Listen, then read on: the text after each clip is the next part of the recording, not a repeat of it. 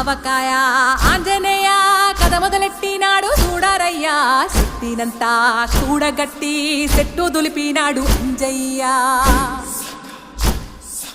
ఎర్ర ఛాయ కోతి అవతార వెంటమాయ కత్తి సేత